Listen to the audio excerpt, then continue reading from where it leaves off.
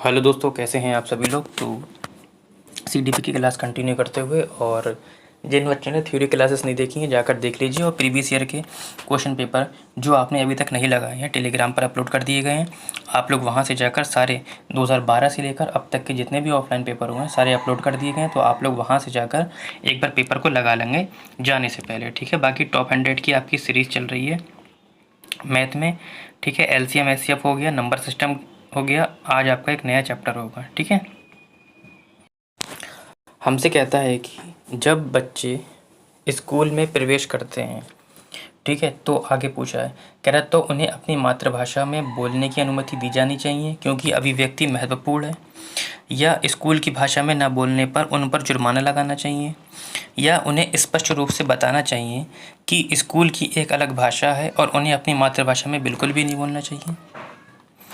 उनके माता पिता को घर पर भी स्कूल की भाषा का प्रयोग करना चाहिए, ठीक। देखिए, एनसीएफ कहता है और आरटीई 2009 भी कहता है कि जब बच्चे स्कूल में प्रवेश करते हैं तो उन्हें अपनी मातृभाषा में बोलने की अनुमति देनी चाहिए, ठीक है। ऐसा क्यों? क्योंकि शिक्षा प्राप्ति के साथ साथ अपनी बातों को रखने या अपने विचारों को अभिव्यक्त करने के लिए भाषा की जानकारी होना क्या है, अति आवश्यक है। अब देखिए, ऐसा होता क्यों है? ऐसा इसलिए होता है क्योंकि मातृभाषा बच्चों के लिए जटिल नहीं होती है, क्योंकि बच्चा जो होता है अपने मातृशिखम से वही भाषा सीखता है जिसमें बच्चा अच्छे से समझ जाता है। वे इस भाषा के माध्यम से अपनी अभिव्यक्ति को आसानी से प्रकट कर सकते हैं और समझ सकते हैं। मुख्य रूप से प्रारंभिक चरण में ऐसा करना आसान हो जाता है, ठीक है। तो ऑप्शन नंबर 1 ही आपको दिख रहा है, ऑप्शन नंबर ए। हमसे कहता है स्कूल की भाषा में ना बोलने पर उन्हें जुर्माना लगाना चाहिए। नहीं भाई, ऐसा क्यों है भाई? बच्चों को उन्हीं की भाषा में बोलना चाहिए। उन्हें स्पष्ट रूप से बताया जाना चाहिए कि स्कूल की एक अलग भाषा है और उन्हें मातृभाषा नहीं बोलना चाहिए। तो देखो, मातृभाषा मना कर रहा है, ठीक है। उनके माता पिता को घर पर भी स्कूल की भाषा का प्रयोग करने के लिए कहा जाना चाहिए, ठीक। ये भी गलत है।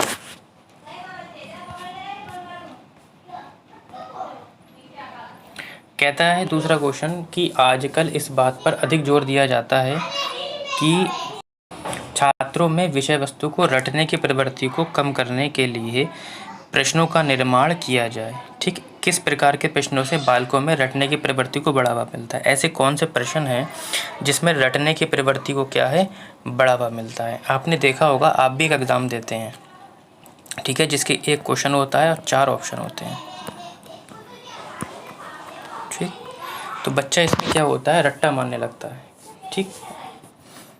तो अगर हम प्रश्न उत्तर प्रणाली के माध्यम से बात करें तो छात्रों का मूल्यांकन किया जा सकता है। अब वो कौन कौन से हैं? जैसे वर्तमान समय में शिक्षा का जो प्रणाली है समझ आधारित है, यानी कि शिक्षा व्यवस्था पर बल देती है, ना कि रटन व्यवस्था पर, ठीक है, यानी कि रट्टा मारने पर नहीं देती है। तो इसमें आपके निबंधात्मक प्रश्न के अंतर्गत रटन आधारित प्रश्न एवं विश्लेषण मूल्यांकन आधारित दोनों प्रकार के प्रश्न पूछे जाते हैं। अतः निबंधात्मक प्रश्न कुछ हद तक रटने की प्रवृत्ति को क्या है, बढ़ावा देता है, ठीक। निबंधात्मक प्रश्न आएगा, ठीक। ये हम दूसरे क्वेश्चन के बारे में बता रहे थे, अति लघु, वस्तुनिष्ठ और वैकल्पिक प्रश्न। इसमें आप टेक मारने की प्रवृत्ति को बढ़ावा नहीं मिलता है।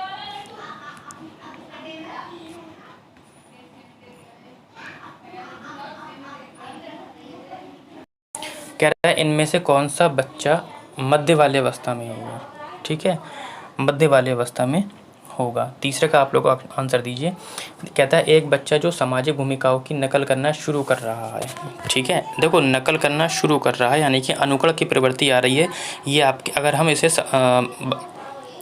प्याजे में जोड़ें तो प्याजे की पहली अवस्था हो जाएगी संवेदी पेशी अवस्था, जिसमें अनुकरण के माध्यम से सीखता है। तो ये तो अवस्था नहीं आई, 0 से 2 वर्ष होती है, और 0 तो 2 वर्ष शैशव अवस्था के अंतर्गत ही आती है। एक बच्चा जिसने नियमों के अर्थ की समझ विकसित कर ली है और तर्क कर सकता है, यानी कि ये मूर्त संक्रियात्मक अवस्था में आता है, और जो 7 से 11 वर्ष तक चलती है। Option number B is the right answer. कहता है कि एक बच्चा जो संभाविकास कारणों की परिकल्पना कर सकता है, यानी कि परिकल्पना कर सकता है, अमूर्त संक्रियात्मक अवस्था में आएगा, और जटिल प्रयोगों का योजना भी बना सकता है। एक बच्चा जो अभी स्थल कौशल दिखाना शुरू कर रहा है, जैसे कि एक पेंसिल और ऐसी अन्य वस्तु को पकड़ना, यानी कि पकड़ना ही सीख पाया है, पहली अवस्था में आ जाता है, ये भी नहीं होगा, ठीक है। तो इस क्वेश्चन को हमने किस वाली ट्रिक से कर दिया? पियाजे वाली ट्रिक से कर दिया, ठीक है, जीन पियाजे की ट्रिक से। क्वेश्चन नंबर 14 फिल्मों और विज्ञापनों से व्यवहार के जेंडर उपयुक्त तरीकों के बारे में बहुत संकेत मिलते हैं। फिल्मों से, यदि कोई फिल्म देखते हैं उसमें भी मिलते हैं, विज्ञापन कोई आता है हमारे पास, अखबार वगैरह, तो उसमें जेंडर उपयुक्त तरीके के बारे में बहुत संकेत मिलते हैं। ये समाजीकरण में डैश की भूमिका पर प्रकाश डालता है। कहता है मीडिया प्राथमिक कारक है। देखो, मीडिया आपका प्राथमिक कारक नहीं है, ठीक है। स्कूल आपका प्राथमिक कारक नहीं है, द्वितीयक कारक है। स्कूल द्वितीयक कारक है, ये ठीक है, लेकिन हमारा उत्तर नहीं होगा, क्योंकि हमसे क्या कह रहा है कि फिल्मों और विज्ञापनों के व्यवहार के जेंडर उपयुक्त तरीकों के बारे में बहुत संकेत मिलते हैं। ये सामाजिकरण में मीडिया जो है हमारा द्वितीयक कारक है, क्योंकि हमें मीडिया से तो ये सब चीज़ें मिलती हैं ना, और मीडिया हमारा द्वितीयक भी कारक है ना। तो ठीक है, आपका ऑप्शन नंबर हो जाएगा। क्वेश्चन नंबर 5 की ओर बढ़ते हैं, और क्वेश्चन नंबर 5 कहता है कि निम्नलिखित में से कौन सी प्रथा समावेशन में वादक है संस्था के रूप में, ठीक है। ऑप्शन दे रखे हैं 5 का, आप लोग जब तक आंसर दीजिए। कहता है कि कक्षा का अनुशासन एक दूसरे के लिए परस्पर सम्मान पर आधारित होना चाहिए, ठीक। कहता है सामग्री को वादक पूछा है। अच्छा देखो, हमसे पूछा है कौन सा बाधक है, यानी कि नेगेटिव पूछा है, ठीक। कहता है सामग्री को केवल, ये देखो केवल शब्द आ गया, टैग वर्ड बताया था मैंने आपको, केवल आ जाए, सिर्फ आ जाए, ठीक है, सिर्फ आ जाए, आपका कुछ आ जाए, ही आ जाए, ठीक।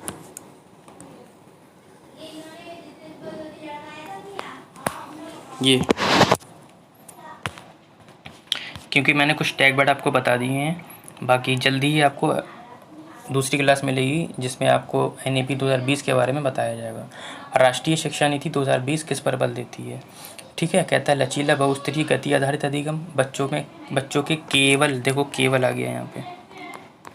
राष्ट्रीय पाठ्यचर्या के मानक, देखो मैंने बताया था मानक नहीं होना चाहिए किसी भी चीज़ का, स्मरण करना, याद करना, ये सब गलत है। तो एक ही ऑप्शन बचता है, लचीला एवं बहुस्तरीय आधारित अधिगम, ठीक है। राष्ट्रीय शिक्षा नीति आपकी, मैं जल्दी ही इसकी क्लास लूँगा। कहता है छात्रों में भय का भाव अधिगम में काफ़ी सुधार करता है। यदि छात्रों में भय का भाव है तो इससे क्या होगा, आप लोगों को अधिगम के लिए क्या होगा, सुधार करेगा। जब बच्चे को भय होगा तो वो सुधार कैसे कर सकता है, बच्चा तो सीख ही नहीं पाएगा। कहता है अधिगम के लिए हानिकारक है, बिल्कुल ऐसा हो सकता है कि ये हानिकारक हो सकता है। अधिगम के लिए आवश्यक है, नहीं आवश्यक नहीं है। अधिगम के लिए कोई प्रभाव नहीं डालता, ये भी गलत है आपका। Option number B is the right answer. कहता है कि विद्यार्थी निम्न में से किसी नए ज्ञान के निर्माण का आधार बनाते हैं, ठीक है। क्वेश्चन नंबर 8 का आप लोग आंसर दीजिए कि विद्यार्थी किसी नए ज्ञान के निर्माण के आधार पर बनाते हैं, किससे? जो उनके द्वारा पहले से ही समझा और माना जा सकता है, बिल्कुल। ऑप्शन नंबर ए मुझे ठीक लग रहा है, फिर भी हम चारों पढ़ेंगे, ठीक है। क्या कहता है कि जो उनके द्वारा पहले से ही समझा पाए, यदि आप उन्हीं से जोड़कर पढ़ाते हैं तो बच्चा जल्दी सीख जाता है। जो उनके लिए अस्पष्ट और अप्रासंगिक है, देखो टैग वर्ड मैंने आपको बताया था, ये नेगेटिव टैग वर्ड है, नहीं आएंगे। जो उनके लिए पूरी तरह से अपरिचित और अज्ञात हैं, जो अज्ञात और अपरिचित हैं वो कैसे हो सकते हैं, ये भी नेगेटिव सेंस है। जो उनके वर्तमान संज्ञानात्मक स्तर से बहुत परे हो, तो परे हो ये भी नहीं होगा, ठीक है। तो ऑप्शन अगर यदि आप लोग काटना सीख गए हैं ना, तो आपसे अच्छा स्कोर कोई नहीं कर सकता। यदि आपको आंसर नहीं भी आता है तब भी आप अपने आंसर तक पहुंच सकते हैं। कहता है अनुकरण को उपयोगी और रोचक प्रक्रिया बनाने के लिए प्रति सचेत होना चाहिए, ठीक है। अनुकरण को उपयोगी, अनुकरण का मतलब होता है सामने वाले की नकल करना है। कहता है कि अलग अलग शिक्षार्थियों में तुलना करना नहीं। मैंने आपको पहले भी बताया था कि दो बच्चों के बीच में तुलना नहीं करनी है। विद्यार्थी को बुद्धिमान और औसत शिक्षार्थी की उपाधि देना। मैंने कहा बच्चों को ग्रुप में नहीं बांटना है कि ये उल्लू का पट्टा है, ये गधा है, ये ब्रिलियंट है, इसको नहीं बांटना है। शैक्षिक और सह शैक्षिक क्षेत्रों में शिक्षार्थी के अधिगम के बारे में जानकारी प्राप्त करने के लिए विविध तरीकों का प्रयोग करना। बिल्कुल ऑप्शन नंबर सी आपका हो सकता है। शैक्षिक और जो उसकी शैक्षणिक गतिविधियां हैं उनके बारे में जानकारी प्राप्त करना, ठीक है। Option number C is the right answer. Question number 10 की ओर कहता है कि सीखने के सामाजिक संदर्भ के संबंध में निम्नलिखित में से कौन सा कथन सही नहीं है। सीखने के सामाजिक संदर्भ में 10 का आंसर बताना है आपको। संप्रेषण व अंतःक्रिया सीखने के लिए एक महत्वपूर्ण है, बिल्कुल। वाइगोस्की भी कहते हैं बच्चा कैसे सीखता है, अंतःक्रिया करके सीखता है। कहता है सीखने का सभी कार्य व्यक्ति द्वारा उनके दिमाग में किया जाता है, ठीक। कौन सा सही नहीं है, हमसे ये पूछा है, सॉरी। कहता है सीखने का सभी कार्य व्यक्ति द्वारा उनके दिमाग में किया जाता है।